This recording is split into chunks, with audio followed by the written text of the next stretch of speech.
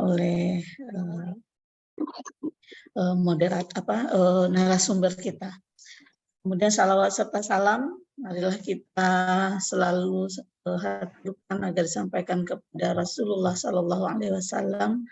Allahumma sholli ala Muhammad wa ala ali Muhammad, yang telah membawa kita menjadi umat-umat yang punya ilmu pengetahuan.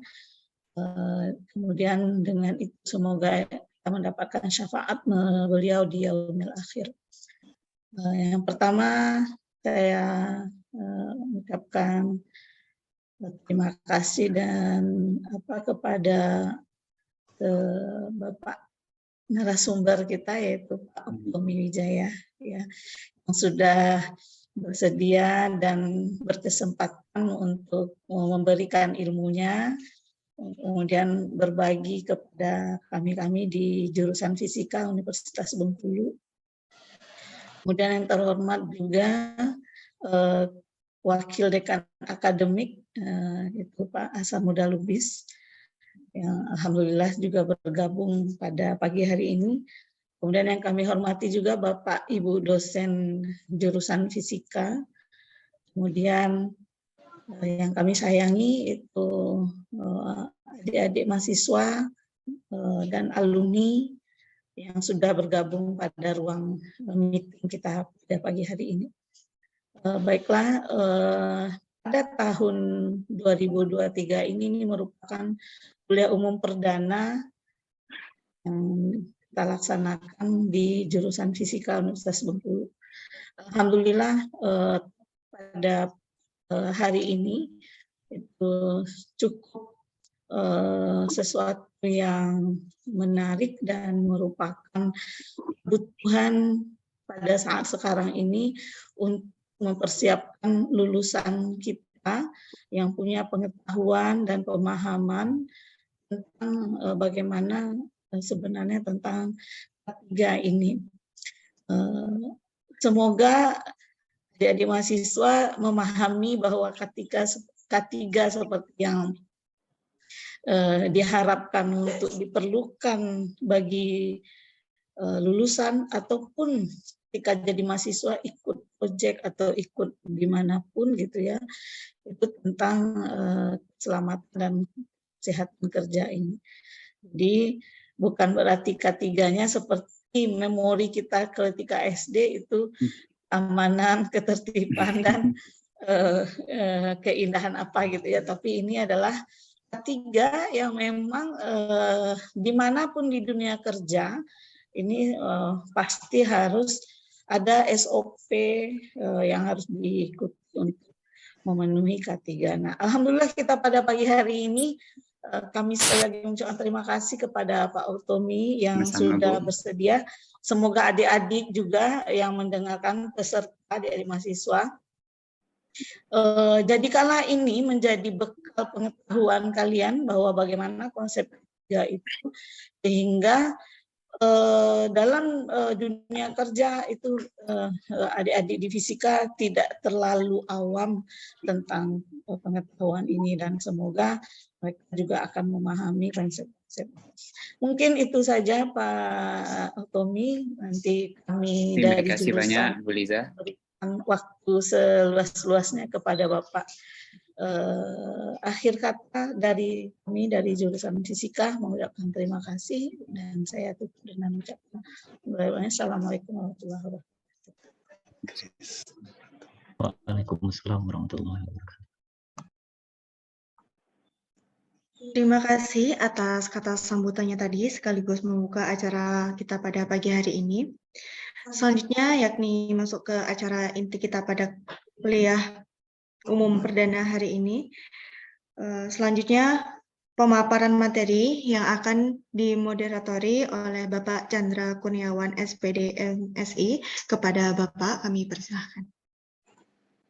Terima kasih kepada MC. Assalamualaikum warahmatullahi wabarakatuh. Ya, selamat pagi. Assalamualaikum warahmatullahi wabarakatuh. Selamat pagi, salam sejahtera untuk kita semua.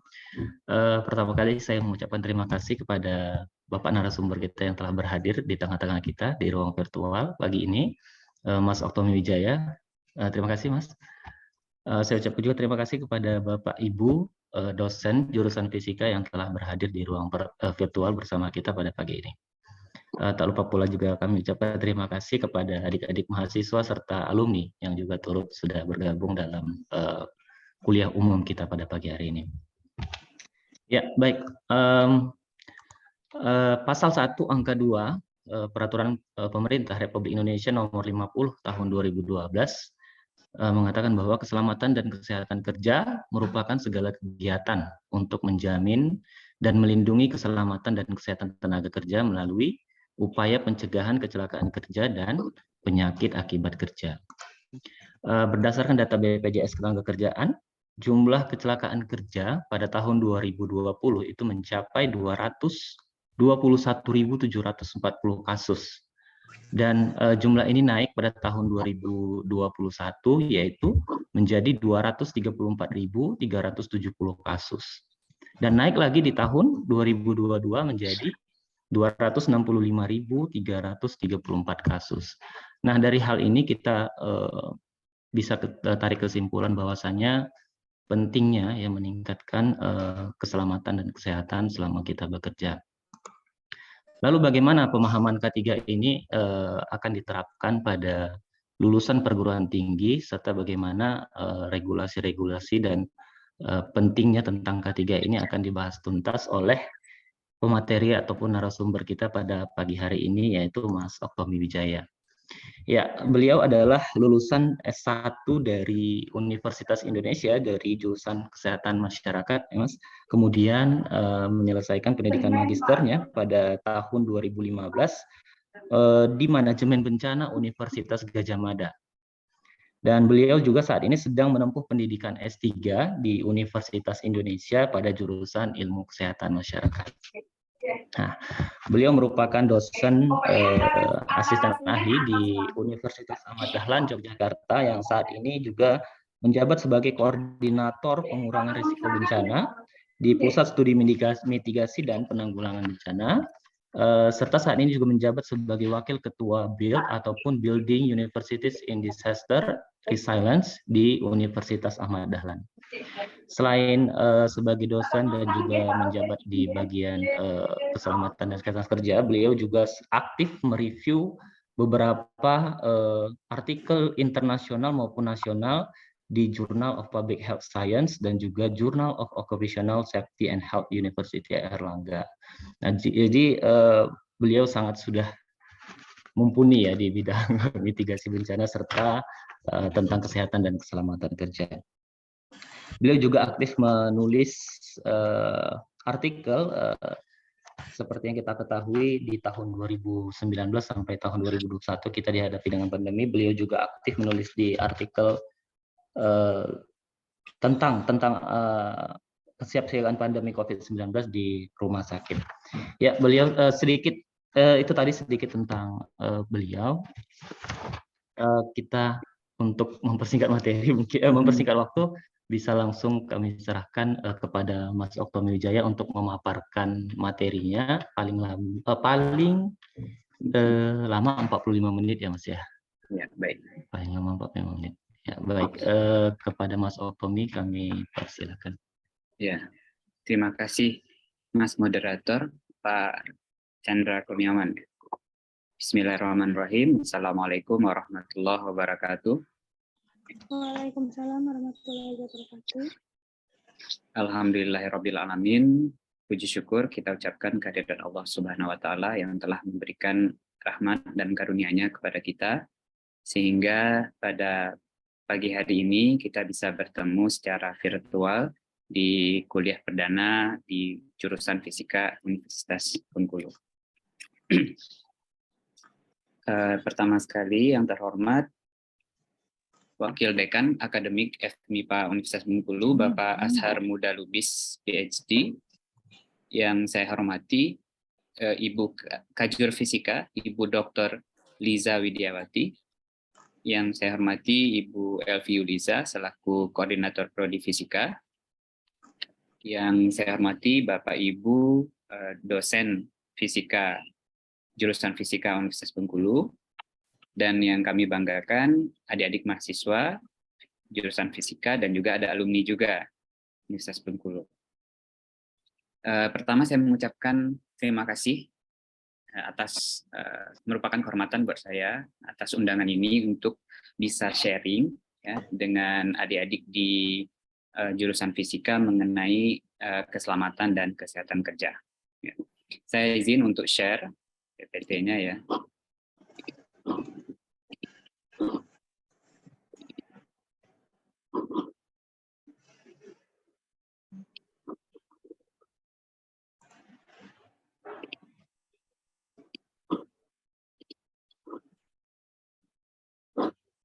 Ya, baik. Apakah saya sudah kelihatan, Bapak Ibu, teman-teman? Iya, sudah kelihatan, Mas. Ya, saya diminta untuk memberikan materi yang berkaitan dengan kompetensi K3 sebagai nilai tambah, peningkatan mutu, dan daya saing lulusan. Perkenalkan, saya Oktomi Wijaya. Kalau kata pepatah mengatakan tak kenal maka apa teman-teman? Adik-adik, tak kenal maka tak sayang. Kalau saya agak sedikit berbeda ya. Jadi kalau bagi saya tak kenal maka ta'aruf. Jadi kita kenalan terlebih dahulu. Ya, baik. Perkenalan, nama saya Oktomi Wijaya. Ya adik-adik, Bapak Ibu bisa memanggil Pak Oktomi atau Pak Tomi.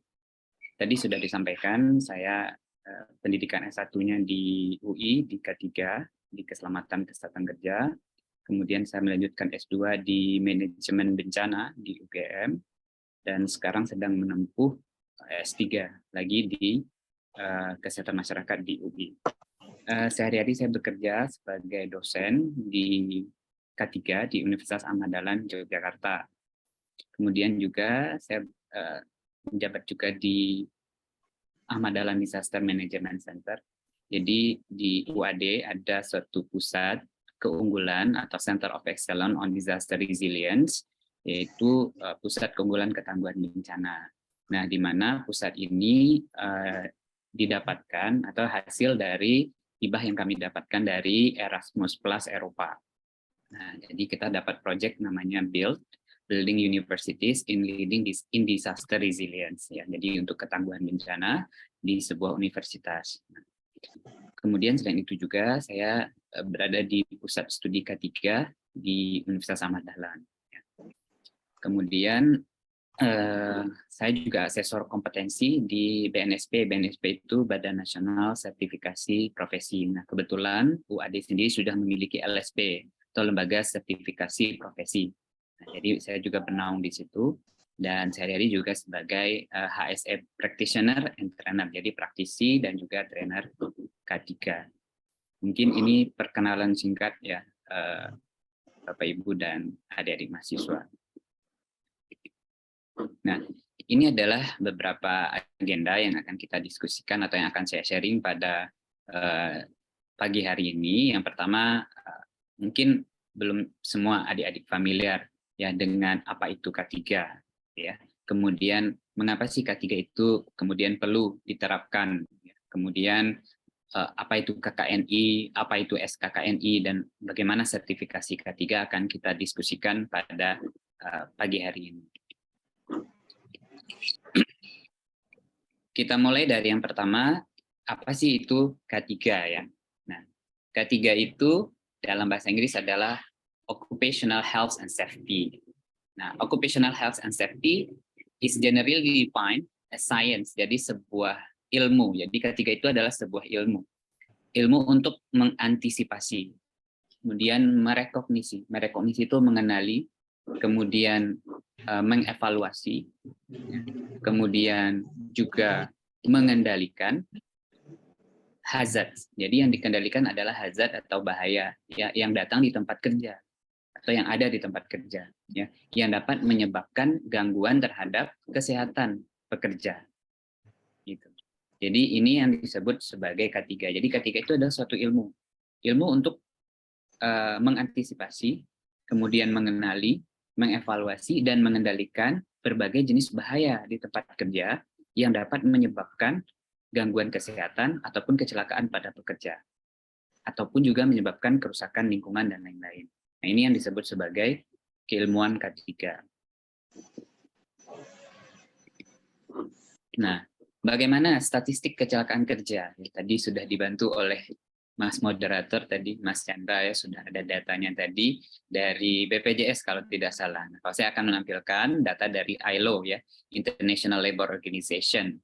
Nah, kalau kita lihat data dari ILO, estimate that some 2.3 million women and men around the world yakni succumb to work related accident. Jadi sekitar diperkirakan atau diestimasikan sekitar 2,3 juta pekerja di dunia itu mengalami kematian akibat kecelakaan kerja atau penyakit akibat kerja. Nah, atau lebih kurang sama dengan terjadi di dunia ini 6.000 orang mati atau mengalami kematian setiap harinya akibat kecelakaan dan penyakit akibat kerja. Nah, kemudian di dunia ini juga ada sekitar 340 juta orang yang mengalami occupational accident atau orang yang mengalami kecelakaan kerja. Ya, dan 160 juta orang yang mengalami work-related illnesses. Jadi yang mengalami penyakit yang berhubungan dengan kerja. Ya. Kalau ini kayaknya apa betul gitu ya, sebanyak ini gitu ya. Kalau saya dulu sebelum bekerja, tadi saya lupa menyampaikan, jadi begitu lulus S1 saya pernah bekerja 3 tahun di perusahaan tambang di Kalimantan Timur sebagai K3 di sana. Ya, di situ saya baru aware bahwa memang kecelakaan kerja itu banyak sekali. Ya. Jadi seringkali saya menginvestigasi kematian, menginvestigasi kecelakaan begitu kerja di tambang. Itu banyak sekali orang-orang yang meninggal dunia di tambang akibat kecelakaan kerja. Nah, kalau kita lihat lagi kecelakaan dan penyakit tadi, ya, ternyata penyakit-penyakit akibat kerja yang dialami oleh pekerja itu ini berhubungan dengan hazardous substances. Jadi berhubungan dengan bahan-bahan atau material-material yang berbahaya. Itu kalau dari segi penyebab kematian pekerja ya, penyakit pekerja. Nah, kalau kita lihat dari sektor industri, ada berbagai macam sektor industri ya, ada K3, ada industri migas ya, ada industri pertambangan, ada industri manufaktur, ada industri konstruksi. Ternyata yang berkontribusi paling banyak ya terhadap kejadian kecelakaan kerja adalah industri konstruksi. Jadi rate of accident, jadi rata-rata kecelakaan kerja itu paling banyak terjadi di industri konstruksi. Nah, kemudian kalau kita lihat mana vulnerable group, jadi mana sih kelompok-kelompok yang rentan? Ternyata younger and older workers, jadi pekerja-pekerja yang muda dan pekerja yang tua itu beresiko sekali untuk mengalami kecelakaan kerja. Nah, kenapa kelompok muda dan kelompok orang tua ini rentan gitu ya? Kalau kelompok muda ini biasanya orang-orang yang baru kerja, yang baru-baru mengenal lingkungan kerja ya, yang belum terlalu ahli, yang belum mengetahui SOP dengan benar, SOP bekerja dengan aman yang benar seperti apa, sehingga menjadi kelompok yang vulnerable untuk mengalami kecelakaan. Sementara kelompok yang tua, karena semakin tua, fisik pekerja itu kemudian makin melemah gitu ya, jadi ini juga lebih rentan untuk mengalami kecelakaan. Jadi kelompok muda dan kelompok tua itu angka kecelakaan kerjanya lebih tinggi dibanding kelompok yang lainnya. Nah, kenapa K3 itu penting? Nah, itu pertanyaannya ya. Nah, karena dampak dari kecelakaan kerja itu sangatlah besar. Ya. Nah, the economic cost of this injury and death, gitu ya, sangat besar ya. Nah, apa saja sih dampak kalau misalnya terjadi suatu kecelakaan kerja atau misalnya terjadi suatu penyakit akibat kerja? Yang pertama itu adalah lost working time. Jadi di tempat kerja itu ada namanya LTI ya, lost time injury. Artinya waktu yang hilang akibat kecelakaan, waktu kerja yang hilang akibat kecelakaan. Jelas. Kemudian yang kedua, perlu adanya kompensasi. Kemudian interruption of production. Ya, kalau ada pekerja yang kecelakaan, otomatis itu akan mengganggu proses produksi. Nah, kalau biasanya di perusahaan-perusahaan kadang-kadang ya kalau misalnya terjadi kecelakaan tambang migas gitu, bisa saja dari KTT-nya itu menstop produksinya sampai investigasinya selesai. Bisa seminggu, bisa sebulan. Nah, bayangkan kalau kecelakaan terjadi, produksi harus di stop, berapa kerugian yang diakibatkan oleh kecelakaan tersebut. Gitu ya. Kemudian yang jelas juga adalah ketika terjadi kecelakaan, ketika terjadi suatu penyakit adalah medical expenses. Jadi pengeluaran-pengeluaran medisnya. Karena kalau orang celaka itu harus dirawat inap dan lain sebagainya. Jadi pengeluaran-pengeluaran untuk tindakan-tindakan medis yang akibat dari kecelakaan dan penyakit akibat kerja tadi. Ini biaya yang dikeluarkan itu tidak sedikit ya. Nah, itu adalah dampak ketika K3-nya tidak diterapkan dan kecelakaan dan penyakit akibat kerja itu terjadi.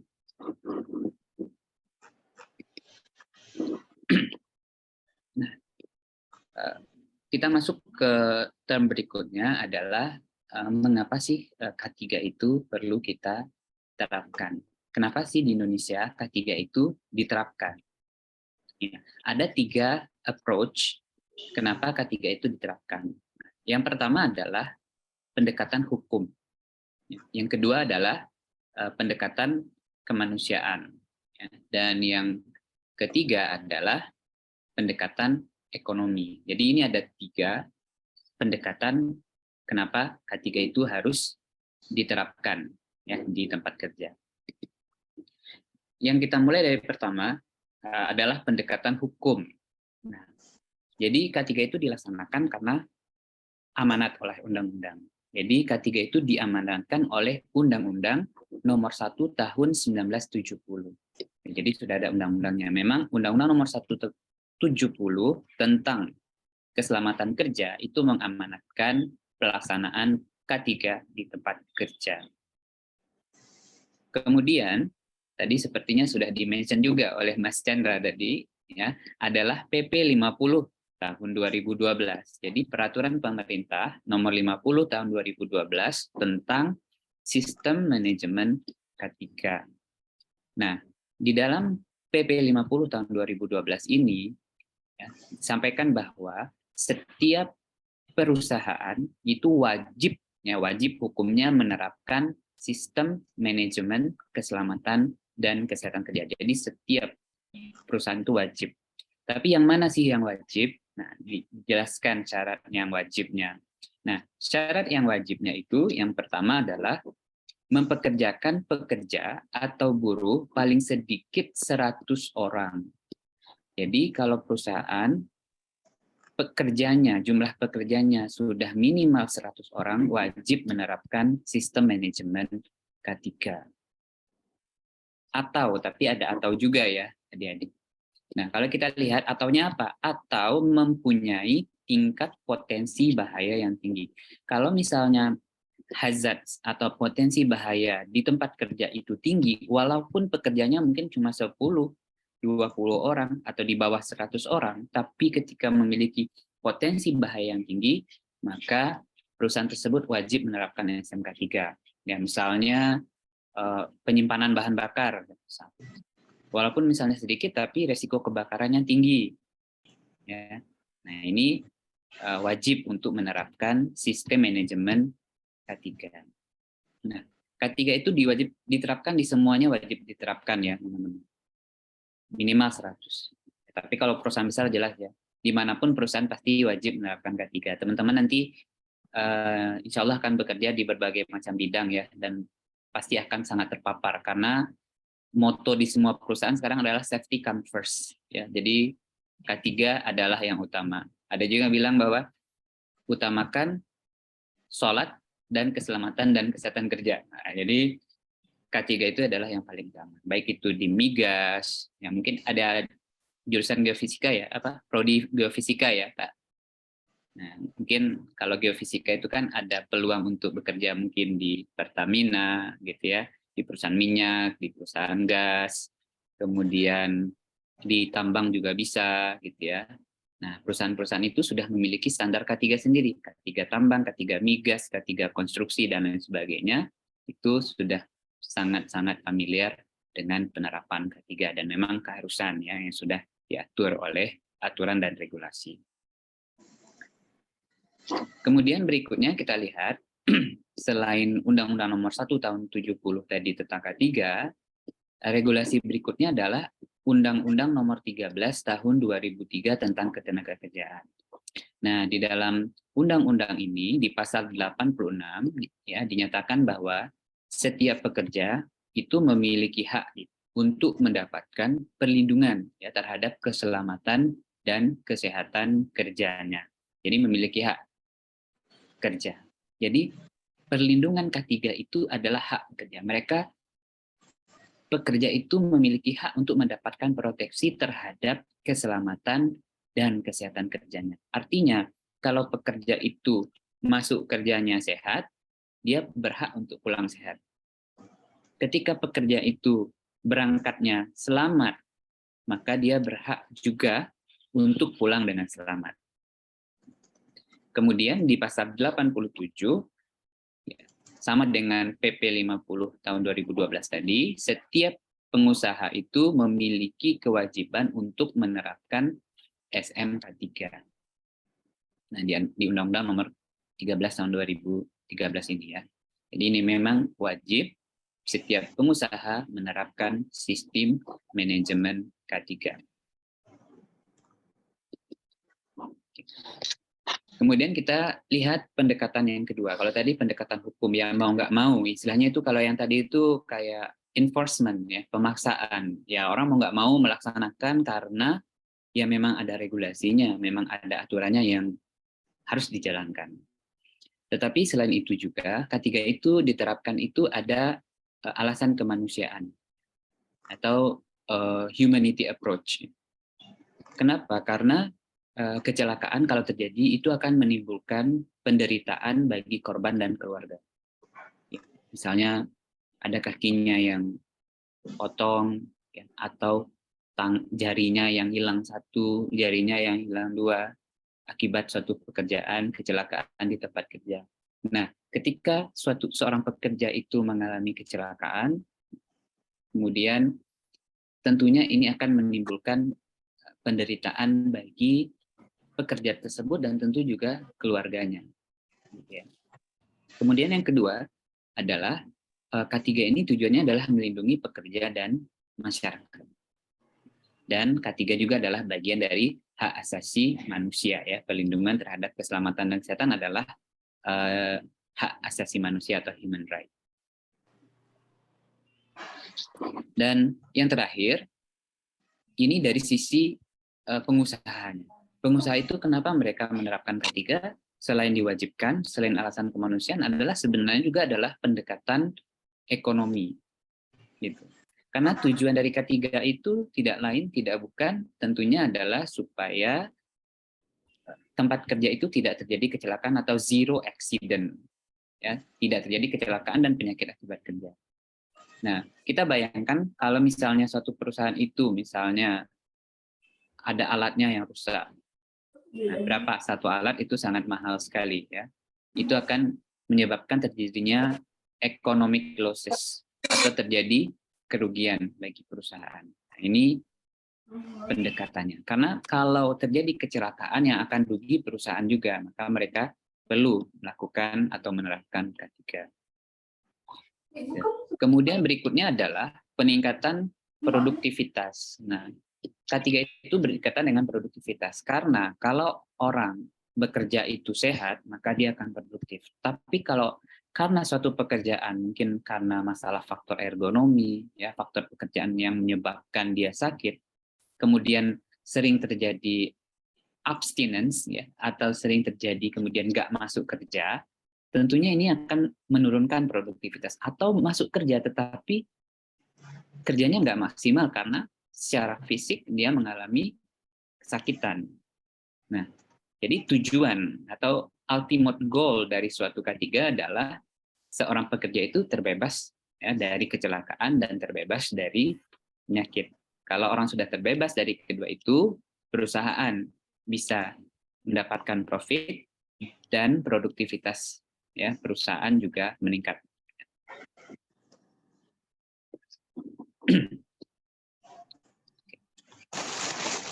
Oke, untuk berikutnya kita akan berdiskusi mengenai KKNI ya. Adik-adik di sini sudah pernah familiar enggak adik-adik di jurusan fisika KKNI? Ada yang bisa membantu menjawab? Rozila Agustina ada, atau Ruth Wuliana Silalahi pernah mendengar sebelumnya KKNI?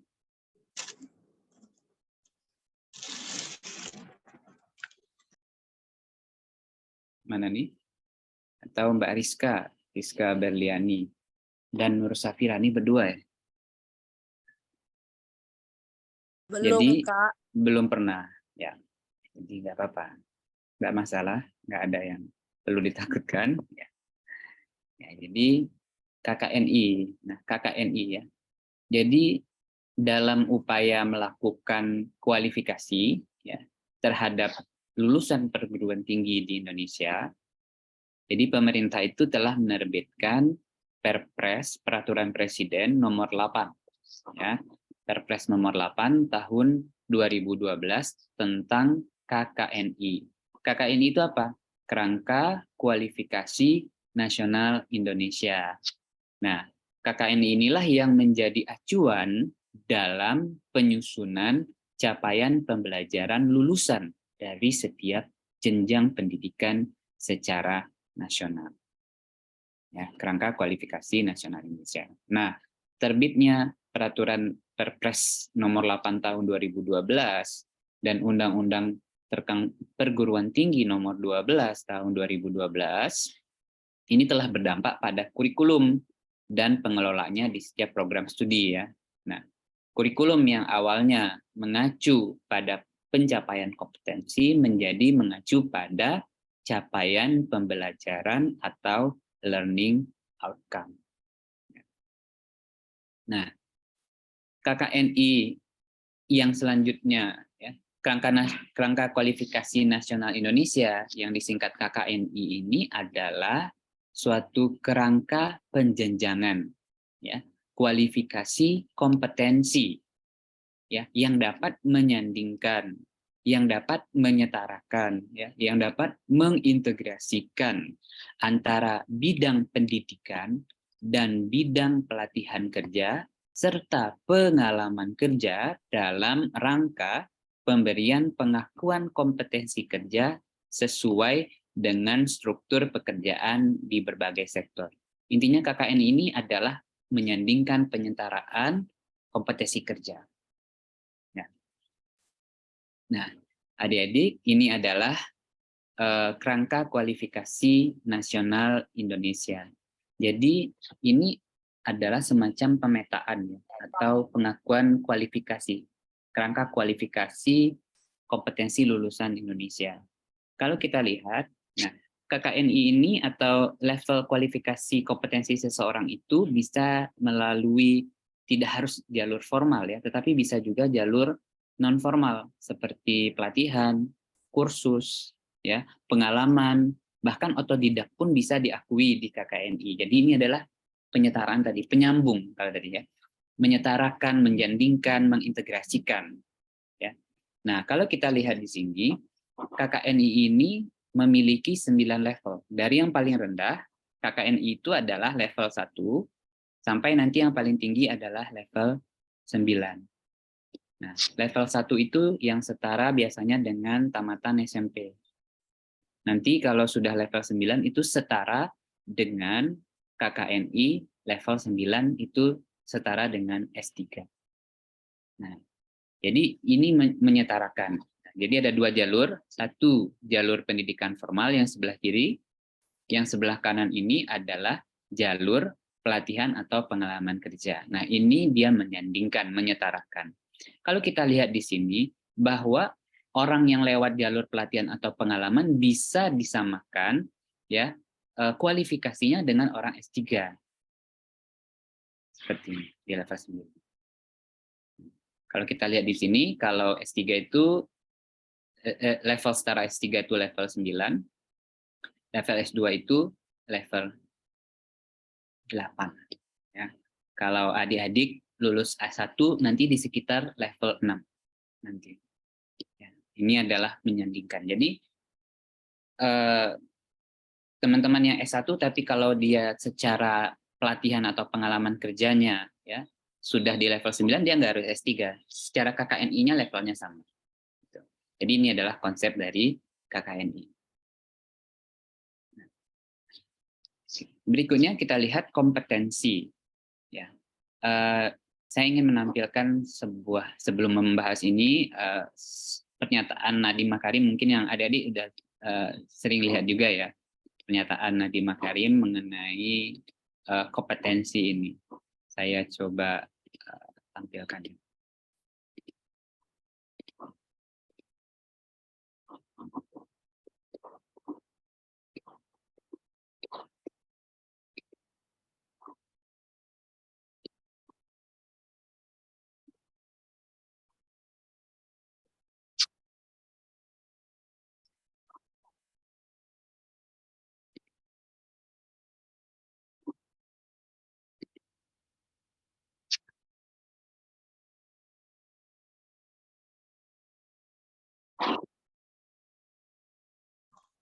Ya, mohon maaf Mas Tommy, suara dari videonya nggak kedengaran Mas.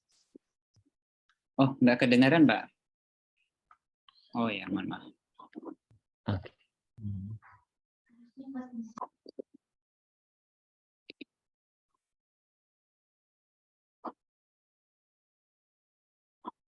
Oke, kalau nggak dengar, tapi sudah lihat tulisannya ya, adik-adik ya.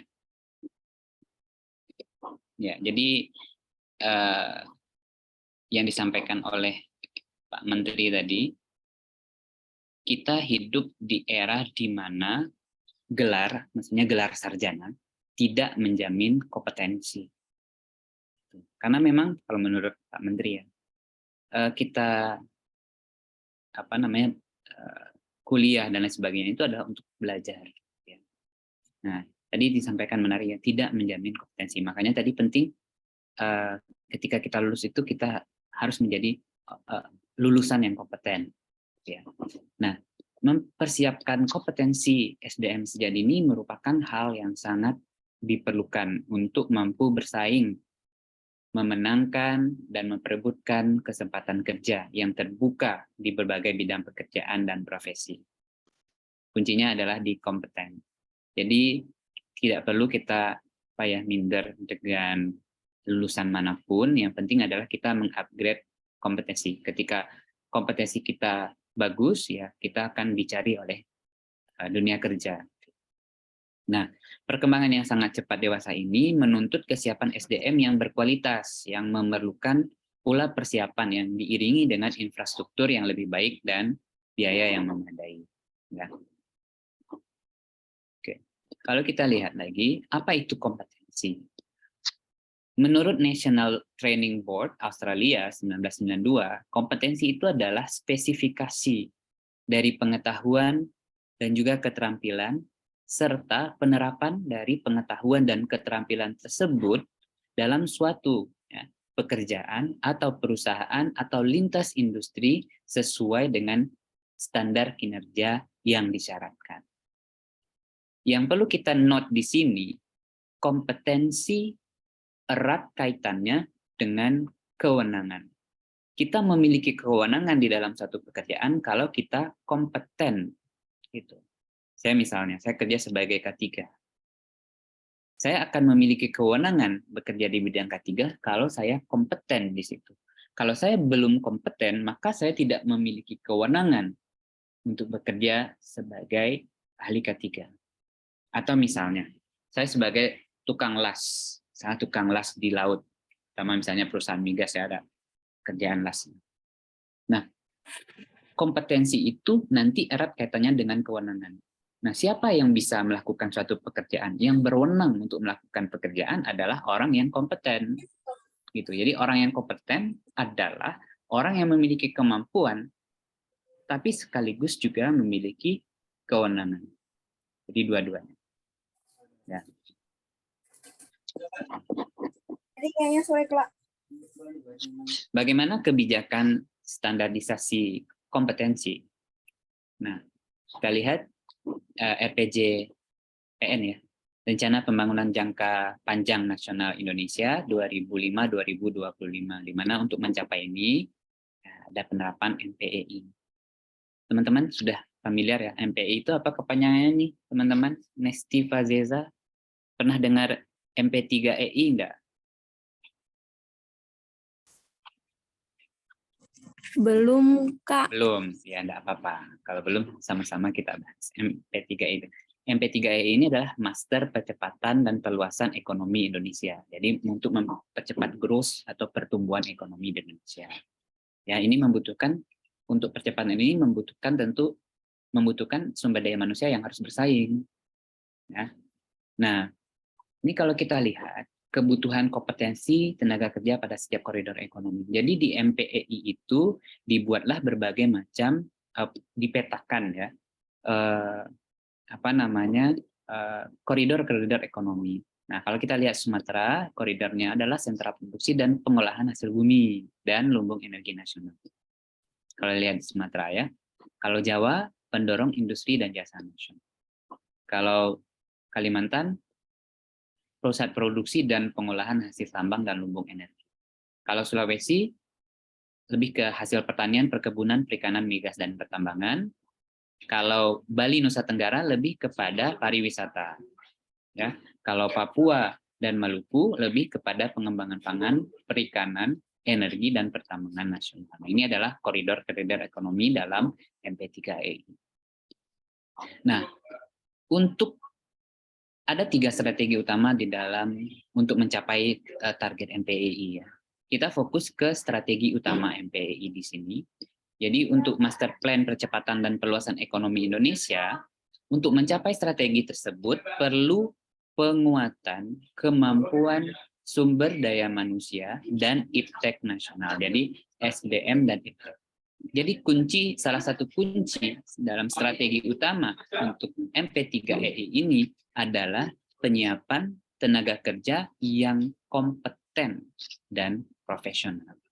Ini pentingnya kita mempersiapkan diri, lulusan kita untuk mempersiapkan diri agar nanti begitu lulus siap menjadi tenaga kerja yang kompeten dan profesional. Nah, kemudian bagaimana caranya kita menyiapkan tenaga kerja yang kompeten ini? Ada berbagai macam. Nah, salah satu yang kita fokuskan di sini adalah ada pengembangan standar kompetensi. Selain harmonisasi regulasi, ini urusan pemerintah ya, perkuatan lembaga diklat, perkuatan lembaga sertifikasi. Nah, salah satunya adalah standar kompetensi. Nah, oleh sebab itu, di Indonesia berkaitan dengan standar kompetensi sudah ada namanya SKKNI, yaitu Standar Kompetensi Kerja Nasional Indonesia. Nah, ini sudah ada. Nah, SKNI ini apa sih? Nah, SKNI itu adalah rumusan kemampuan kerja yang mencakup 1, pengetahuan, ya, kemudian sikap, keterampilan, keahlian yang relevan dengan pelaksanaan tugas dan syarat jabatan yang ditetapkan. Nah, jadi rumusan kemampuan kerja yang 3 aspek di dalamnya, pengetahuan, sikap, dan keterampilan. Nah, SKKNI ini dikembangkan melalui konsultasi dengan industri ya, terkait ya, untuk memastikan kesesuaian kebutuhan di tempat kerja. Nah, ini penting sekali kenapa kurikulum itu harus menyesuaikan dengan SKKNI ini. Ya, karena apa? Karena kalau selama ini banyak misalnya lulusan-lulusan dari suatu perguruan tinggi, ketika dia di tempat kerja kadang-kadang kompetensinya itu kompetensinya nggak sesuai dengan apa yang dibutuhkan oleh dunia kerja, karena nggak match antara apa yang diajarkan oleh kampus dengan apa yang dibutuhkan oleh tempat kerja. Nah, jembatannya ini melalui SKKNI ini, karena SKKNI ini disusun dengan melibatkan industri. Jadi industri mereka yang akan memakai nanti, mereka tahu apa yang dibutuhkan dan jembatannya melalui SKKNI ini, gitu ya. Nah, jadi SKKNI ini dikembangkan melalui konsultasi dengan industri terkait untuk memastikan kesesuaian kebutuhan di tempat kerja. Nah, SKKN ini digunakan terutama untuk merancang dan mengimplementasikan pelatihan kerja, melakukan asesmen atau kajian, keluaran pelatihan, serta asesmen tingkat keterampilan dan keahlian terkini yang dimiliki oleh seseorang. Nah, kemudian SKKN ini diterapkan atau ditetapkan oleh Menteri Ketenagakerjaan. Nah, di dalam SKKNI itu ada pengelompokan unit-unit kompetensi. Ya, jadi di SKKNI ada 4 kelompok bidang keahlian atau pekerjaan yang dikelompokkan menjadi 4. Yang pertama adalah kelompok kompetensi umum atau general. Nah, kalau umum atau general ini maksudnya apa? Jadi kelompok kompetensi ya yang berlaku dan dibutuhkan oleh hampir semua sub bidang keahlian atau pekerjaan. Jadi semua keahlian pekerjaan membutuhkan kompetensi ini. Nah, sebagai contohnya adalah K3. Jadi K3 itu sebenarnya adalah kelompok kompetensi umum. Jadi kalau saya memang ngajar di jurusan fisika di peminatan keselamatan kesehatan kerja ya. Tetapi dari manapun itu butuh ya, karena ini adalah kompetensi umum. Semua orang yang bekerja itu perlu memiliki kompetensi K3, karena kan untuk keselamatan dan kesehatan pekerja itu sendiri, gitu ya. Nah, ini adalah kompetensi yang bersifat umum atau general. Kemudian yang kedua adalah kelompok kompetensi inti atau kelompok kompetensi fungsional.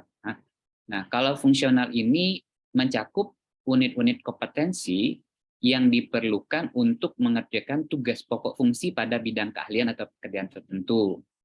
Ya, contohnya misalnya sistem mutu, ya, mengatur dan menganalisis informasi, membuat laporan, dan lain-lain. Ini adalah kelompok kompetensi inti. Kemudian unit kompetensi yang ketiga yang harus ada adalah kelompok kompetensi khusus. Nah, kompetensi khusus ini mencakup unit-unit kompetensi yang ditambahkan ke dalam sub bidang keahlian. Ya, misalnya ya, keahlian las sektor misalnya ada misalnya keahlian misalnya las. Ya, ada orang yang memiliki las. Nah, las ini memiliki kompetensi khusus misalnya ya dengan bahan tertentu. Ada yang dengan baja titanium misalnya, aluminium steel misalnya, ini spesifik. Dan yang terakhir adalah kelompok kompetensi pilihan. Nah, ini yang dipilih oleh pekerja ya. Nah, ini adalah 4 jenis kelompok kompetensi. Jadi yang pertama tadi K3 ini adik-adik jurusan fisika juga harus paham, harus memiliki kompetensi karena begitu kerja ya adik-adik kemampuan generalnya salah satu yang harus dimiliki adalah keselamatan dan kesehatan kerja. Sama seperti komputer ya. Untuk paham komputer, untuk paham Excel kan tidak harus dari jurusan teknik komputer atau ilmu komputer atau teknik informatika ya, tetapi kita semua juga harus paham ya. Nah, kemudian berikutnya kita akan melihat sertifikasi kompetensi K3. Nah, persaingan global ya. Ini menuntut pelaku industri di Indonesia untuk lebih meningkatkan pelaksanaan program keselamatan dan kesehatan kerja. Ini merupakan tuntutan global. Perusahaan-perusahaan kelas dunia sudah menjadikan indikator keberhasilan K3 sebagai salah satu faktor yang bisa meningkatkan daya saing dan pasar global. Kalau kita lihat, memang K3 ini sudah menjadi tolak ukur salah satunya. Biasanya untuk misalnya kita bisa ekspor, misalnya kita bisa mengekspor ke negara luar, biasanya negara luar itu akan melihat apakah perusahaan kita sudah tersertifikasi untuk K3-nya secara ISO. Kalau sekarang ISO-nya 45001. Karena orang luar itu mereka sudah punya standar, International Standard Organization. Artinya misalnya mereka ingin mengimpor tas atau sepatu dari kita. Ya, mereka punya standar. Kalau kamu mau mengimpor itu ke saya, ke negara saya ingin memastikan bahwa dalam proses pembuatan sepatu atau produk Anda itu sudah menerapkan K3, bahwa di dalam proses produksi Anda Anda menjamin keselamatan pekerja, Anda menjamin kesehatan pekerja, dan bahwa ya tidak merusak lingkungan. Jadi itu ya, K3 ini sebagai suatu indikator. Dan syarat kadang-kadang ya kalau kita mau ekspor, syaratnya dia lihat ya, apakah sudah tersertifikasi ISO berkaitan dengan OHSMS atau sistem manajemen K3. Nah, ini buat adik-adik juga, saat ini di dunia kerja, ya, ketika kita masuk tidak sekedar menilai dari IPK. Apakah IPK tidak penting? Ya enggak juga. IPK itu ibarat pintu masuk. Jadi jangan jeblok-jeblok juga ya. Harus tetap bagus juga, karena itu pintu masuk. Tapi begitu udah masuk nanti, IPK nggak menentukan lagi. IPK itu ibarat pintu masuk nih. Nah, setelah masuk di dalam, itu kompetensi yang menentukan. Ibaratnya nih, kalau adik-adik ada satu perusahaan mensyaratkan minimal IPK 3, ada di IPK-nya 2, atau nasakom, ya, nasib 1, otomatis nggak bisa masuk. Gitu. At least untuk bisa masuk, ya kita IPK-nya harus. Ya. Tetapi bukan penentu segalanya maksudnya. Jadi tidak sekedar, tetap IPK harus dikerja. Tapi selain IPK maksud saya adalah kompetensi itu juga sangat penting. Ya, dilihat dari aspek pelatihan dan uji kompetensi dalam bidang tertentu. Nah, adik-adik nanti mungkin bisa ya salah satu untuk meningkatkan daya saing, daya jual, adik-adik bisa mengikuti salah satunya adalah pelatihan dan uji kompetensi dalam bidang K3 ya, sebagai bekal bagi adik-adik menghadapi dunia kerja yang semakin kompetitif. Ya, saya doakan mudah-mudahan nanti ada bekerja berbagai bidang ya, mungkin ada yang nanti ke perusahaan migas, perusahaan tambang ya, dan lain-lain ya, karena di sini ada saya lihat ada jurusan geofisika ya yang prospeknya ada ke industri tersebut. Nah, bagaimana sertifikasi kompetensi K3 di Indonesia? Di Indonesia ini sertifikasi K3 ini diterbitkan oleh beberapa lembaga. Ada dua sebenarnya. Yang satu adalah Kemnaker, Kementerian Tenaga Kerja, dan yang kedua adalah BNSP, Badan Nasional Sertifikasi Profesi. Ada dua lembaga ini kalau berkaitan dengan K3, tapi yang paling umum adalah BNSP. Kalau Kemnaker ini hanya untuk satu skim atau satu skema, yaitu ahli K3 umum. Nah, apa itu sertifikasi kompetensi? Nah, sertifikasi kompetensi adalah proses pemberian sertifikasi kompetensi yang dilakukan secara sistematis dan objektif ya, melalui uji kompetensi yang mengacu pada standar kompetensi kerja, baik yang bersifat nasional maupun internasional. Jadi berbeda adik-adik antara sertifikat dengan sertifikasi, itu berbeda. Contoh misalnya, Prodi Fisika buat buat pelatihan K3. Terus ngundang saya misal untuk kasih pelatihan K3. Itu namanya sertifikat, itu pelatihan yang hasilnya sertifikat. Perbedaannya sertifikat dan sertifikasi, kalau sertifikat, adik-adik datang, ikut pelatihan saya, 1 hari misalnya, kemudian dikasih sertifikat. Itu namanya sertifikat. Baik kehadiran. Tapi kalau sertifikasi adalah bedanya, kalau sertifikasi itu nanti diakhiri dengan uji kompetensi. Jadi ada uji kompetensi. Kalau sertifikat kan pelatihan hanya hadir aja, nggak ada uji kompetensi. Tapi kalau sertifikasi ada uji kompetensinya. Kemudian lembaga yang mengeluarkan. Nah, bedanya lagi, sertifikasi itu dikeluarkan oleh badannya, oleh BNSP, Badan Nasional Sertifikasi Profesi. Gitu. Nah, dengan memiliki sertifikasi kompetensi ahli K3, maka seseorang ini akan mendapatkan bukti pengakuan tertulis ya, atas kompetensi yang dikuasai. Nah, sertifikasi kompetensi ini dikeluarkan oleh BNSP. Jadi langsung dari BNSP nih kalau teman-teman ikut sertifikasi. Yang membedakan ya sertifikasi. Sertifikat baik kehadiran, sertifikasi kompetensi diakhiri dengan uji kompetensi. Itu yang membedakan sertifikat dan sertifikasi. Dan lembaga yang mengeluarkan ya. Kalau sertifikat bisa dikeluarkan oleh Prodi Fisika Unip mengeluarkan boleh, tapi kalau sertifikasi hanya dikeluarkan oleh BNSP. Nah, sertifikasi kompetensi K3 di Indonesia itu ada, kita bagi dua ya, ada konsep sertifikasi yang generalis, kemudian yang kedua adalah yang spesialis. Nah, kalau generalis ini ada ahli K3 umum dan ahli K3 muda. Jadi adik-adik jika nanti berminat untuk mengikuti pelatihan K3, ambil yang generalis saja. Karena ini syarat umum, ahli K3 umum dan ahli K3 muda. Ya. Begitu ketika kerja misalnya adik-adik nanti ingin memang bekerja di bidang K3, baru nanti ambil yang spesialis nggak apa-apa. Tapi kalau sebagai umum saja, ambil yang ahli K3 umum atau ahli K3 muda saja. Ya.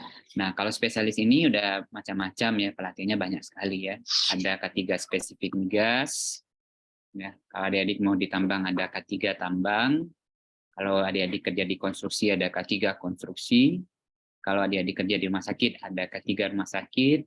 Ada namanya HIMU, Hygiene Industri Muda, dan lain-lain. Itu yang spesialis yang memang yang tugas wewenangnya di K3. Tapi bisa kok ya. Karena pengalaman saya, teman-teman saya teknik ya, ada teknik elektro, dia jadi ahli K3 ya, tapi tentu dia harus ngambil yang spesialis ya. Ada juga teman saya teknik lingkungan, ngambil jadi ahli K3. Ekonomi, fisika, ada, semuanya bisa ya, bisa menjadi ahli K3 karena K3 itu adalah tadi level yang kompetensi yang nomor 1 yang umum ya. Jadi semua jurusan bisa masuk. Nah, sertifikasi kompetensi keahlian K3 ini mengacu kepada SKKNI K3 nomor 42 tahun 2008. Ya. Jadi K3 yang generalis ini dikualifikasikan ada 3 tingkatan, teman-teman. Ada ahli K3 muda, ada ahli K3 madya, dan ada ahli K3 utama. Jadi ada 3 level ya, atau ada 3 tingkatan. Nah, bagaimana persyaratan sertifikasi kompetensi yang 3 ini? Ya, saya tidak akan membahas yang madya dan utama, tapi saya fokus ke adik-adik ya, yang bisa adik-adik peroleh adalah yang muda.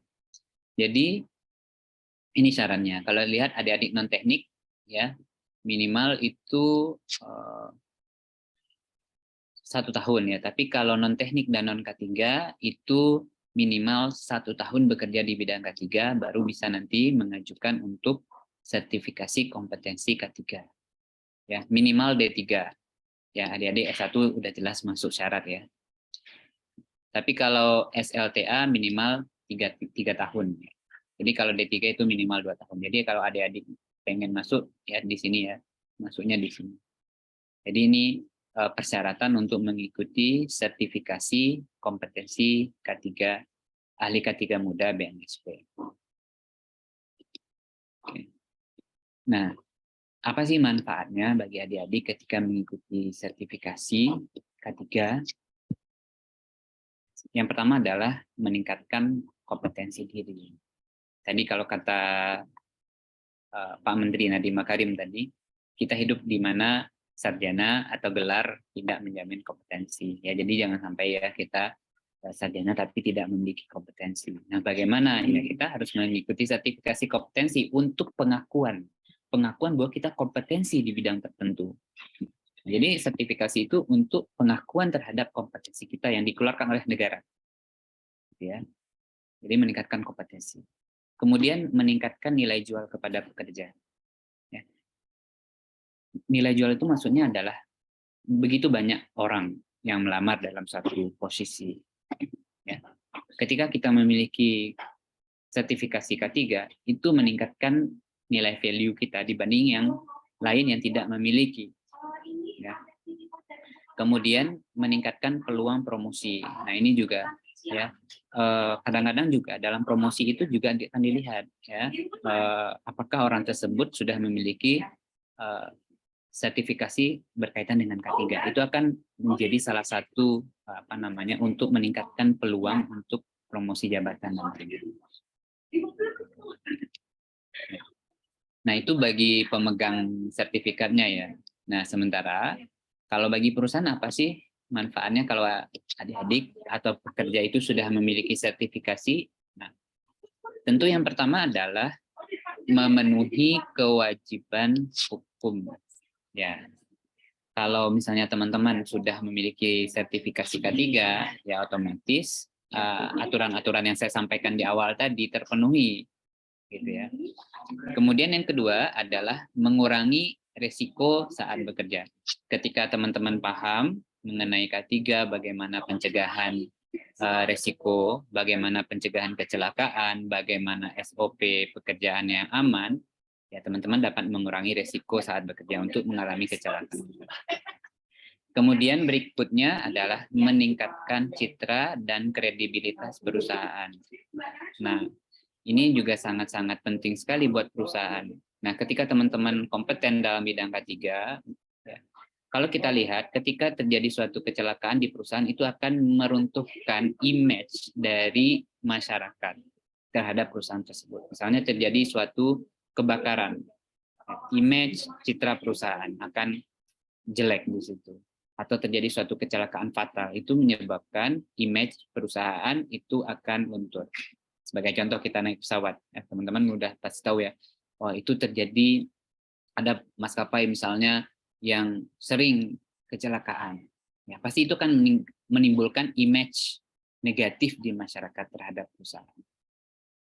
Kemudian berikutnya adalah meningkatkan kepercayaan mitra. Nah, mitra ini juga penting ya, bagaimana kepercayaan mitra kepada kita itu sangat ditentukan juga oleh sertifikasi K3 ini untuk keamanan kesehatan pekerja.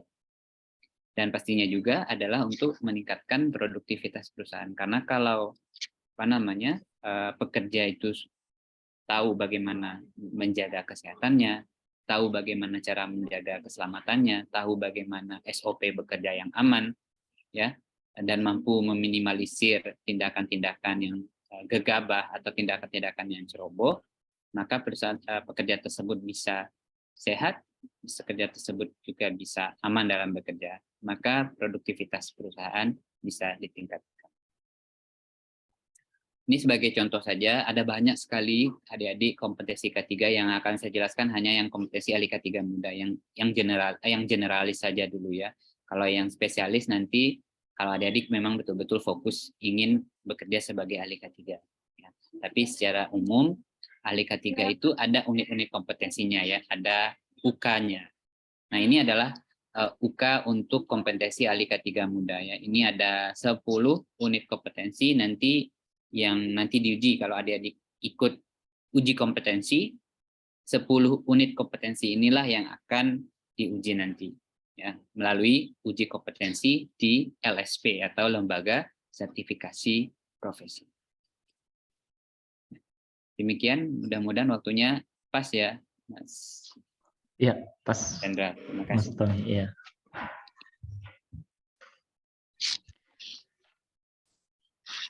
Ya, baik. Terima kasih Mas Tommy yang sudah memaparkan mulai dari apa itu K3, dampaknya, dan bagaimana penerapannya, serta sampai ke kompetensinya untuk mendapatkan sertifikat ataupun sertifikasi di bidang K3.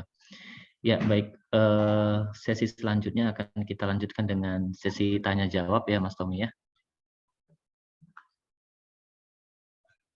Ya, baik. Baik, jika adik-adik mahasiswa atau Bapak Ibu dosen yang sudah memiliki pertanyaan ataupun yang perlu didiskusikan dengan narasumber, silakan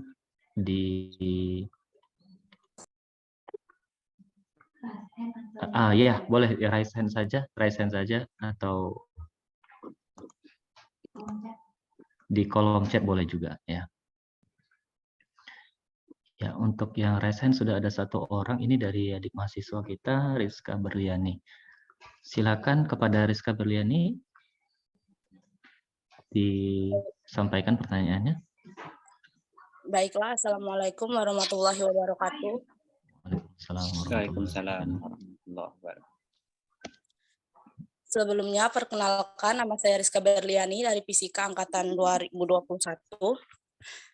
Tadi di awal materi, Kak Oktomi Wijaya menyampaikan bahwasannya kecelakaan kerja di suatu perusahaan sering terjadi pada orang tua atau orang yang baru saja menginjak dunia kerja. Nah, di sini pertanyaan saya, bagaimana upaya pencegahan K3 yang dapat dilakukan secara umum dan faktor apa saja yang lebih dominan dapat menyebabkan terjadinya kecelakaan kerja? Terima kasih. Wassalamualaikum warahmatullahi wabarakatuh. Ya, waalaikumsalam warahmatullahi wabarakatuh. Terima kasih Rizka Berliani ya atas pertanyaannya. Jadi bagus pertanyaannya. Jadi yang pertama adalah saya sampaikan memang banyak terjadi di usia yang muda atau juga mungkin terlalu tua. Nah, bagaimana pencegahannya? Nah, jadi yang pertama di tempat kerja, nanti ini akan adik-adik alami juga kalau misalnya nanti adik nanti terjun ke dunia kerja, ya baik itu dimanapun nanti di migas, pertambangan, konstruksi atau dimanapun. Di tahap awal itu ada namanya safety induction. Jadi pengenalan K3.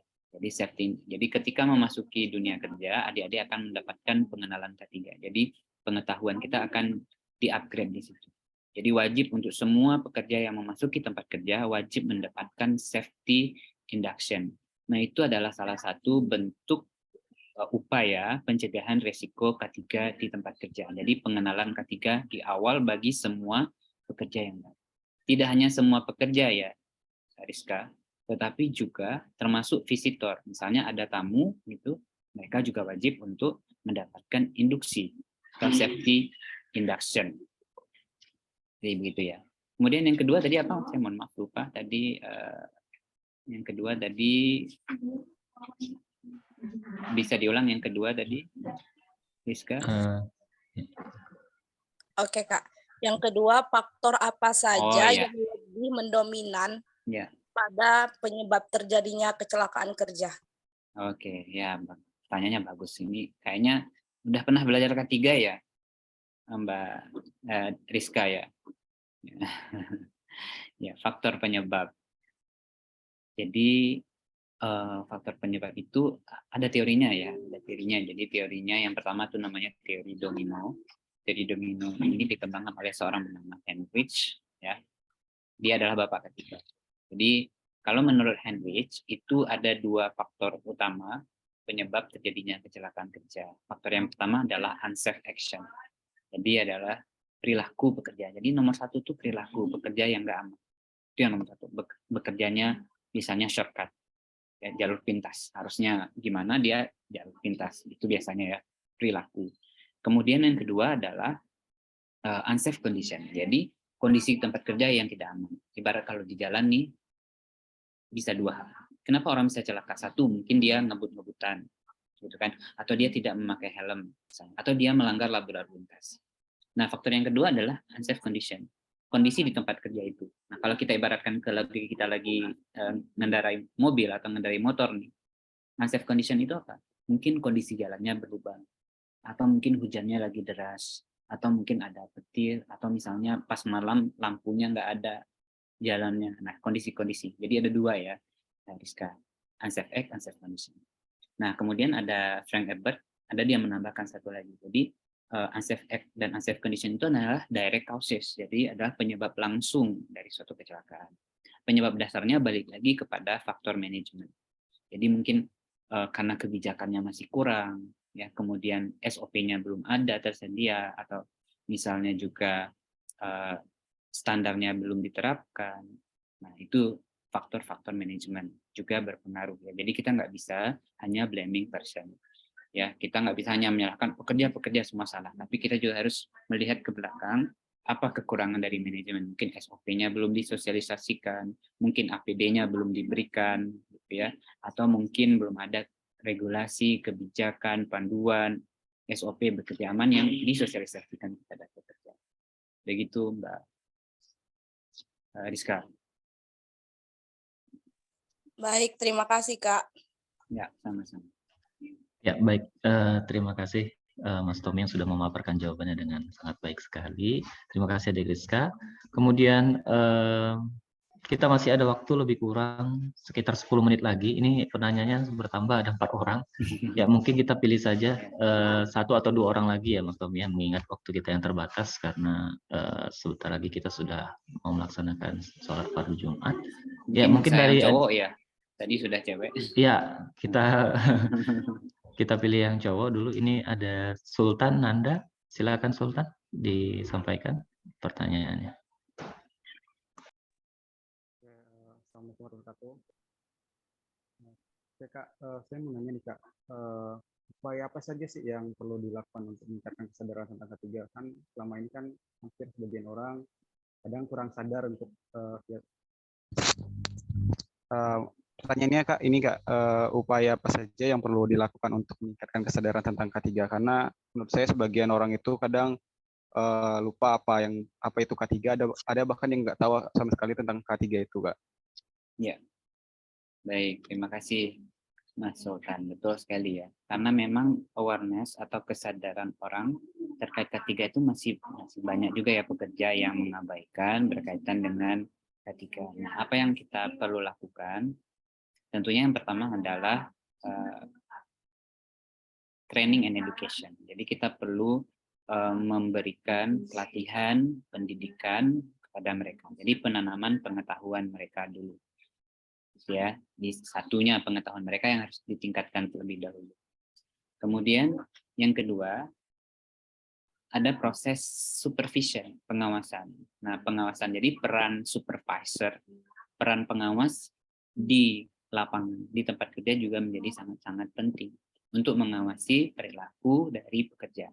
Jadi tidak cukup dari mereka, tapi juga butuh faktor dari luar untuk mengawasi mereka. Jadi kalau di Indonesia sudah diterapkan beberapa program, yaitu behavior based safety. Jadi perilaku berbasis keselamatan. Itu biasanya dengan observasi yang dilakukan oleh para pengawas untuk memastikan. Dan yang ketiga ada mekanisme yang penting juga kita ingat adalah mekanisme reward and punishment, itu juga penting untuk dilakukan. Reward and punishment itu ya penghargaan dan hukuman. Itu juga penting ya. Setiap hal sesuatu yang baik kita apresiasi.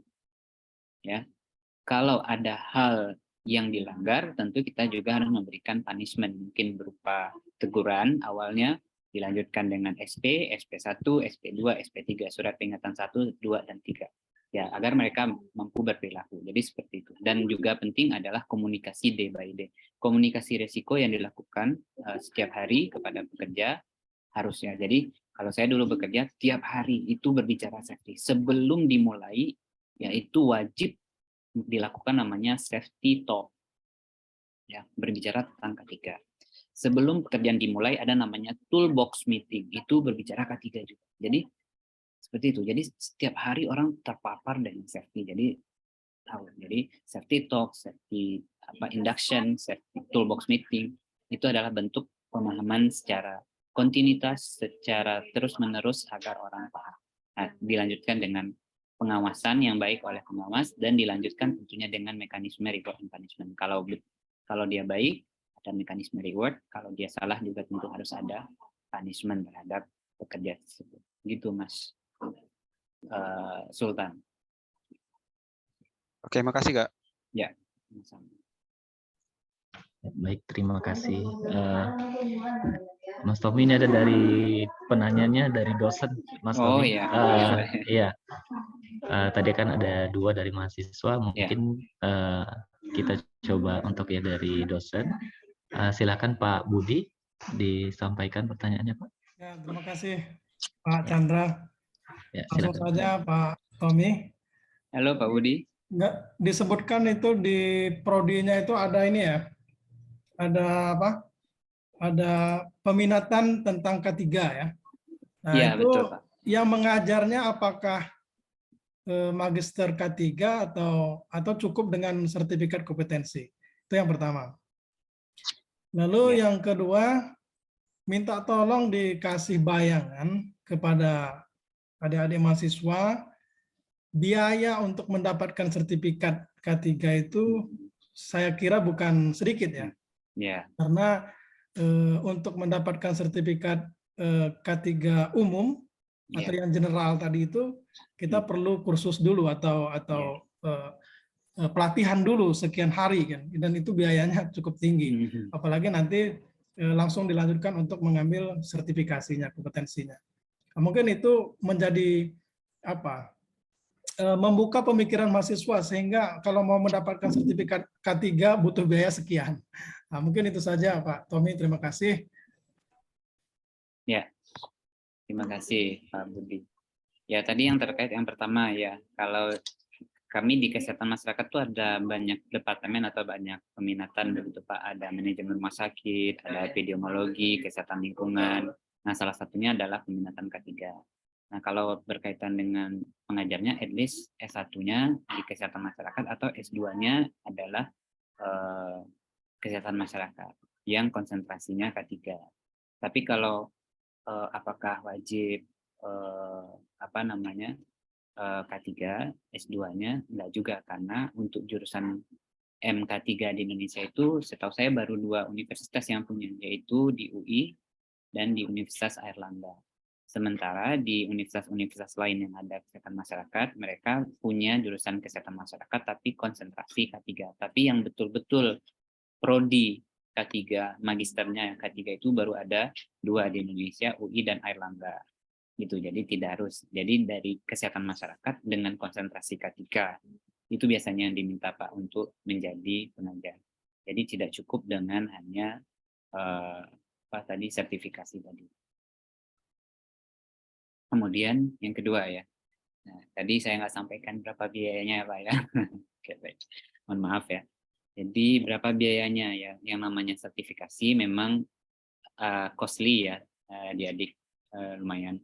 Nah, kalau biayanya itu tergantung dari PJK3-nya. Tapi rata-rata kalau ahli K3 umum itu sekitar 3,5 juta rupiah. Tapi kalau K3 muda ya, yang BNSP. Tapi kalau K3 Kemenaker itu biasanya lebih mahal, ya di atas 5 juta, 5 sampai 7 juta untuk sertifikasi. Itu sudah dua-duanya Pak Budi. Gitu. Jadi didahului oleh pelatihan, diakhiri dengan uji kompetensi. Jadi bayar misalnya 3,5 juta untuk K3 muda itu, dia udah dapat pelatihan sekaligus uji kompetensinya. Jadi di akhir dari pelatihan itu dilanjutkan dengan uji kompetensi, satu paket itu sekaligus sekitar 3,5 juta. Kalau K3 umum sekitar 5 sampai 7 sama. Pelatihan 14 hari, kalau K3 umum pelatihannya 2 minggu, diakhiri dengan uji kompetensi juga. Gitu Pak. Jadi lebih kurang segitu. Nah, kalau di kami dulu kami strateginya untuk mahasiswa karena lumayan berat, maka kami menerapkan strategi mahasiswa itu nabung biar nggak berat. Jadi di semester 5 mahasiswa itu kami minta nabung. Jadi biar begitu lulus mereka nggak berat untuk ikut sertifikasi kompetensi Pak. Gitu. Jadi nabung misalnya per semester berapa gitu. Sehingga nanti pas harus lulus harus ikut sertifikasi kompetensi nggak mahal. Nggak berat gitu maksud saya. Jadi kita nabung. Jadi kalau buat adik-adik yang memang nanti berminat untuk sertifikasi kompetensi, ya saya sarankan untuk mulai mencicil atau menabung dari sekarang. Ya, beberapa dari kami saya juga pernah kami kerjasama juga Pak pusat studi K3 itu dengan Universitas Muhammadiyah Bengkulu ya kalau nggak salah. Ada ya Universitas Muhammadiyah Bengkulu ya? Oh ya ada Pak. Ya, sama Poltekkes Kemenkes Bengkulu ya. Itu kerjasama dengan kami Pak mahasiswa mereka untuk kami berikan, tapi nggak sertifikasi ya, pelatihan K3 biasanya rutin. Kalau sebelum pandemi itu mereka datang ke Jogja. Tapi setelah pandemi itu kemarin tuh off. Kalau sekarang waktu itu kalau nggak salah dari pusat studi kami yang ke Bengkulu untuk kasih pelatihan. Tapi pelatihan ya Pak bukan sertifikasi tapi sertifikat. Gitu. Jadi begitu Pak Budi, memang biayanya lumayan ya, mungkin kalau K3 muda sekitar 3,5 juta.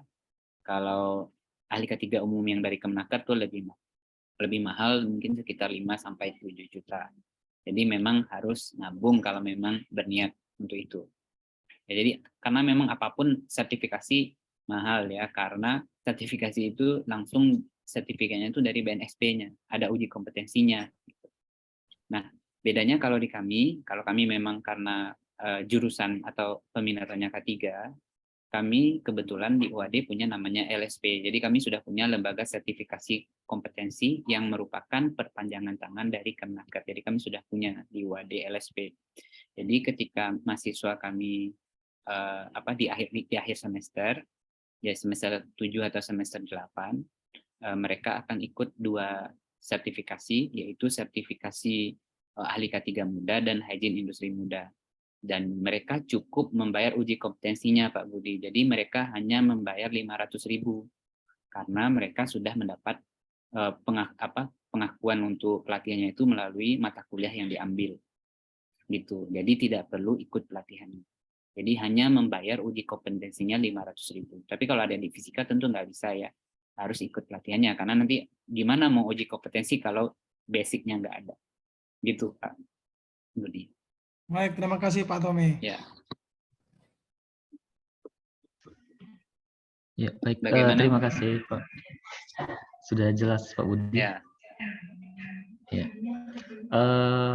Masih ada penanyanya ini Mas Tommy. Ya, boleh. Dari adik-adik mahasiswa ini semangat sepertinya untuk mendalami ya tentang K3 ya. ini.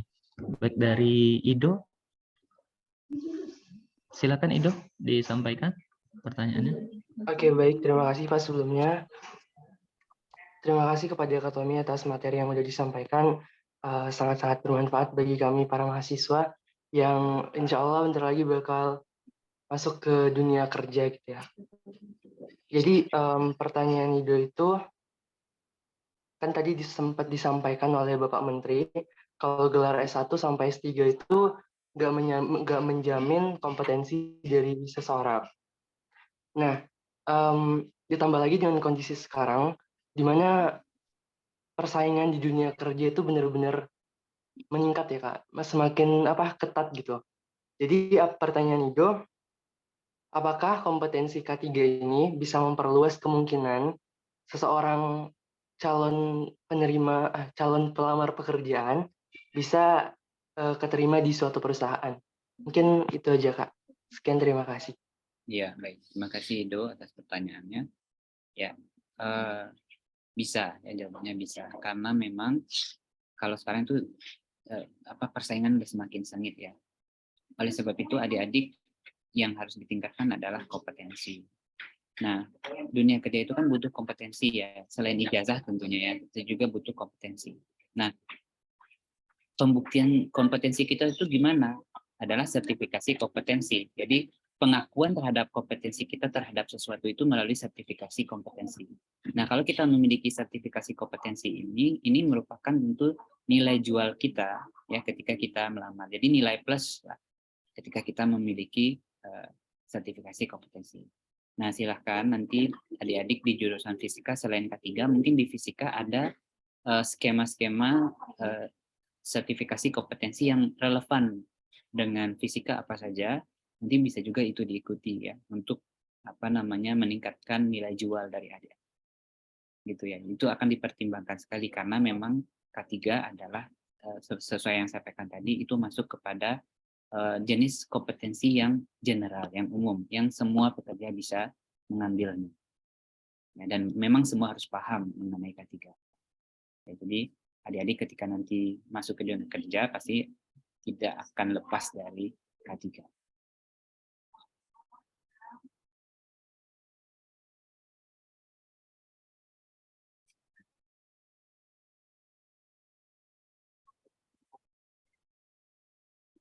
Gimana Pak, masih dibuka untuk Mbak Nur sama Mbak Angel ini atau? Iya. Satu penanya lagi ya Mas Tommy. Boleh.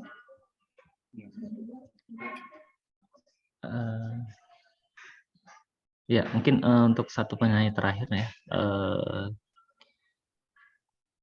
dari Angel Pauline.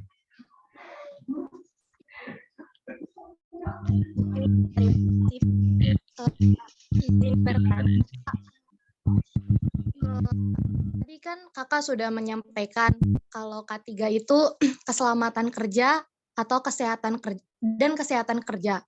Nah, kalau di dalam dunia kerjanya langsung nih Kak, K3 mana yang harus diprioritaskan Kak? Keselamatan kerjanya atau kesehatan kerjanya dulu? Kesehatan kerjanya dulu Kak. Terima kasih Kak. Oke, terima kasih. Siapa tadi namanya? Angel ya. Ya. Jadi kalau mana yang dulu, keselamatan dulu. Ada keselamatan dan kesehatan. Sebenarnya itu beriringan ya, tapi kalau saya ditanya mana duluan, keselamatan dan kesehatan. Karena beda keselamatan dan kesehatan itu adalah impact-nya berbeda. Jadi kalau keselamatan tuh impact-nya tuh short term, dalam jangka pendek. Tapi kalau kesehatan dampaknya jangka panjang. Contoh misalnya gini, kalau misalnya teman-teman ya bekerja di ketinggian, nggak pakai misalnya full body harness, apa akibatnya? Jatuh. Kalau teman-teman jatuh dari ke lantai 10 ke lantai 1 atau ke lantai dasar, kira-kira apa yang terjadi, Mbak Angel? Bisa patah tulang, bisa mungkin meninggal di tempat. Atau misalnya ada pekerja yang kesetrum, itu bisa meninggal. Atau misalnya terjadi kebakaran, orang bisa meninggal. Itu keselamatan. Jadi efeknya langsung kelihatan. Tapi kalau kesehatan, efeknya bisa lama.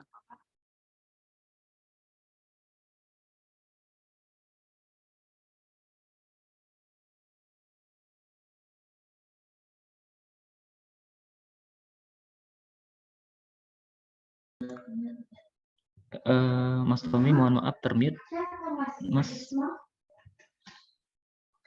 Oh ya, mohon maaf. Ya, saya ulangi ya. Jadi yang membedakan keselamatan dan kesehatan itu adalah efeknya, waktu efeknya itu terjadi. Kalau keselamatan itu dia short term effect. Jadi dampaknya itu jangka pendek. Ya. Misalnya ada pekerja yang tidak memakai full body harness ketika bekerja di ketinggian. Dia jatuh. Ketika jatuh dia langsung patah tulang saat itu. Tapi kalau kesehatan itu efeknya jangka panjang. Misalnya nih, saya hari ini bekerja di tempat bising. Nggak hari ini saya langsung tuli atau saya langsung gangguan pendengaran. Gangguan pendengaran itu mungkin 5 tahun lagi, 10 tahun lagi, 15 tahun yang lagi. Atau saya bekerja dengan bahan kimia yang hazardous, misalnya dengan toksik, misalnya dengan bahan-bahan yang karsinogenik yang dapat menyebabkan kanker. Bukan berarti saya terpapar langsung hari itu kanker. Kanker itu bisa 5 tahun lagi, 10 tahun lagi, 15 tahun lagi, atau 20 tahun lagi. Jadi efeknya itu yang menyebabkan safety come first. Jadi keselamatan dulu yang. Tapi dua-duanya harus dilaksanakan. Tapi kalau saya ditanya dulu, ya karena efeknya langsung, ya keselamatan itu kelihatan langsung ya terhadap keselamatan gitu. Itu Mbak Angel ya. Ya, baik. Bagaimana Angel? Sudah jelas ya? Ya, baik. Terima kasih Mas Tommy. Jadi materinya sudah selesai disampaikan dan sesi diskusi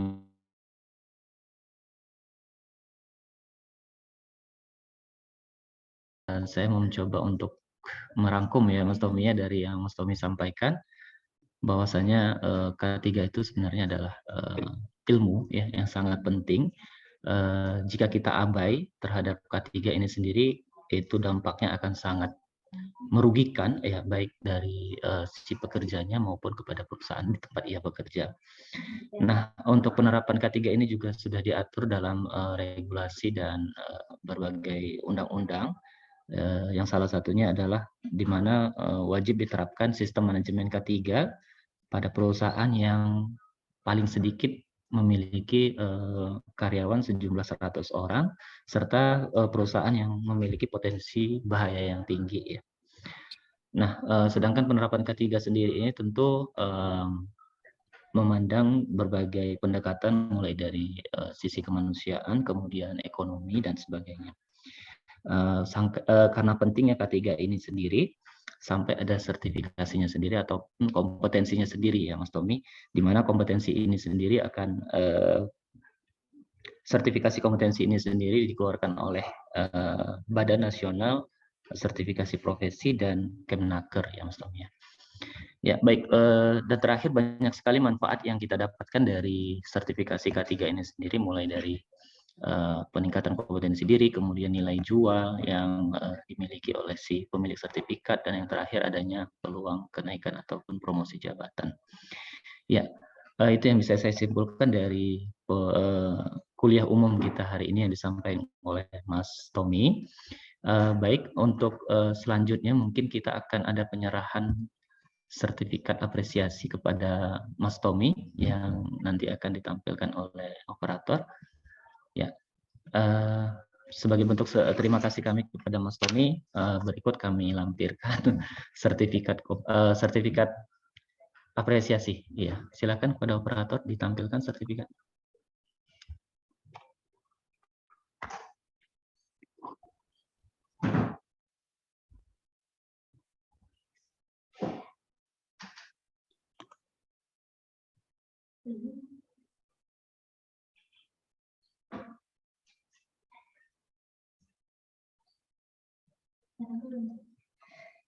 Belum kelihatan.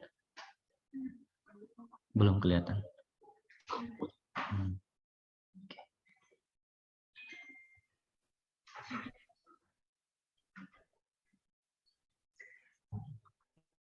Full screen bisa? Oh, oke. Okay.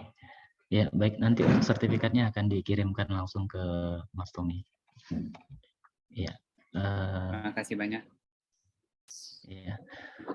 Baik, mungkin untuk menutup dari sesi diskusi ini, boleh berikan aplaus kepada Mas Tommy dengan mengirimkan reaction berupa tepuk tangan.